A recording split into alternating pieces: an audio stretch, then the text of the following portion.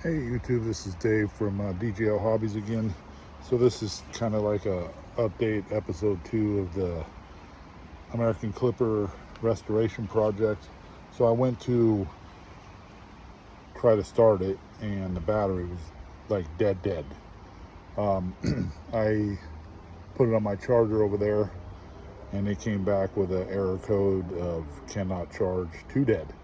So I did a little bit of research on how to potentially recover a car battery. This one was fairly new. It was a April 25 purchase, or date stamp on the manufacturer, so it should have been okay, but it must have been a dead short or something in the RV. I'm not sure. It was hooked up. So this is the, let's see if I can switch this thing around. How do I?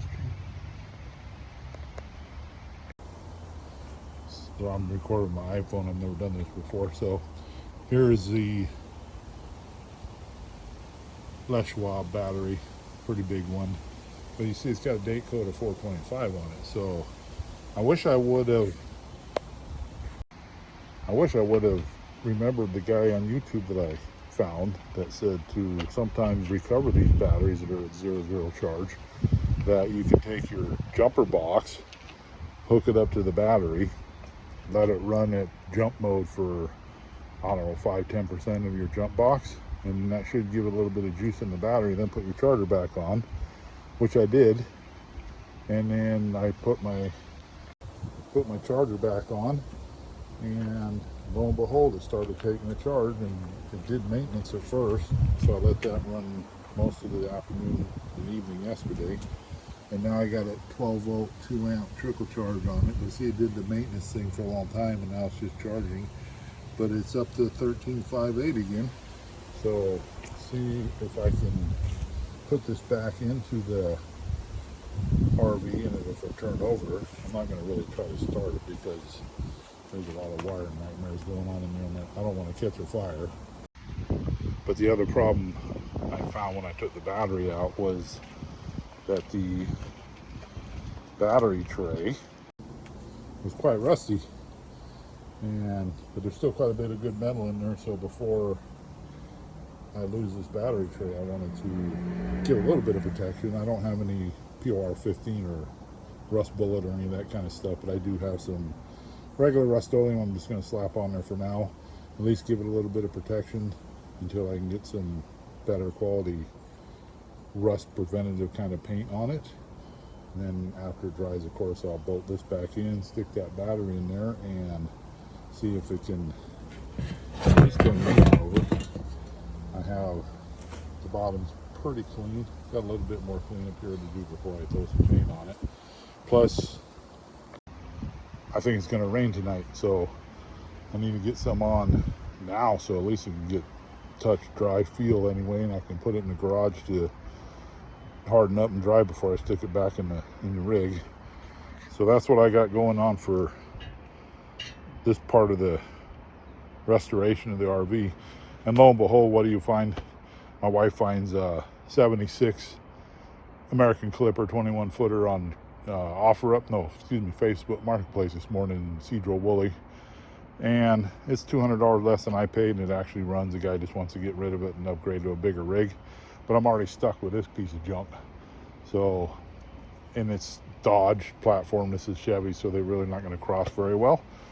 So I'm just going to use this as my learning RV of doing a restoration on my own in an RV. I mean, I've done hot rods and muscle cars and stuff like that before, but the thing is that I don't know how the wiring just looks like a rat's nest in that thing.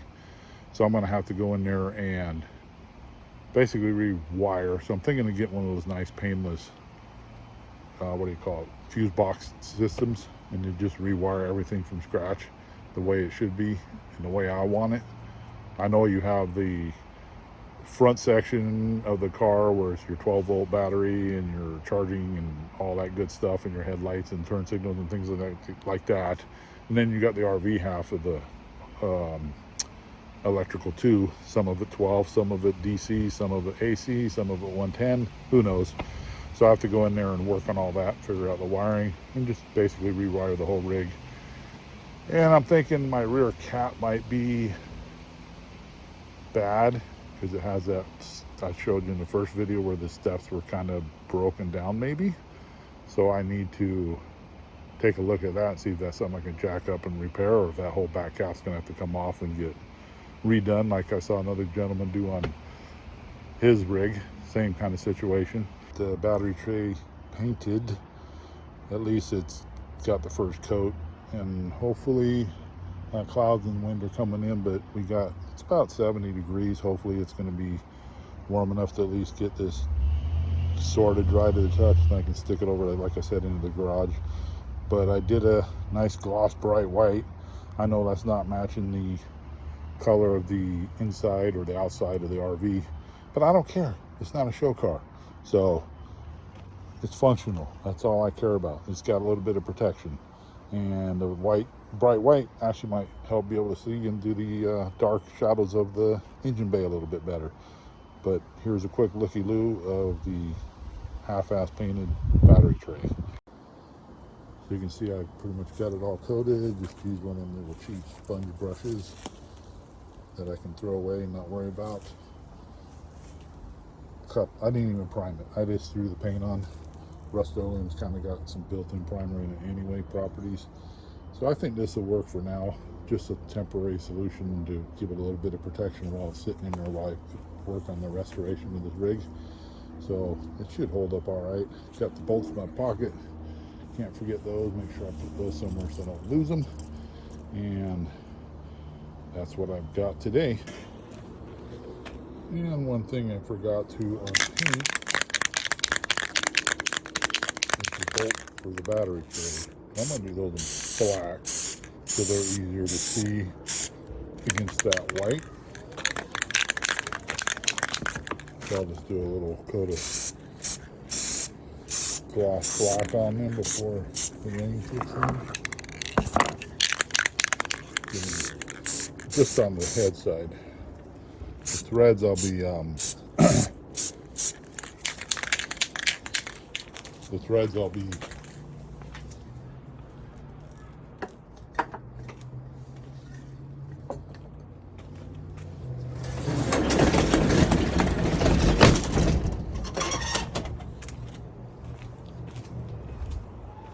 as I say, in the threads I'll be doing some anti-seize on them so they won't rust out when they're threaded into the frame and whatnot on the battery tray mount. So that's them for it on the battery tray project, for getting it at least a little bit protected. Thanks. So anyway, that's where I'm at today. So do your normal thing. Give me a thumbs up, like, subscribe, share this with other people if you want. And I will be giving you an update soon after I get this battery tray painted up and the battery in the big rig and see if it turns over. I'll talk to you soon. Peace out.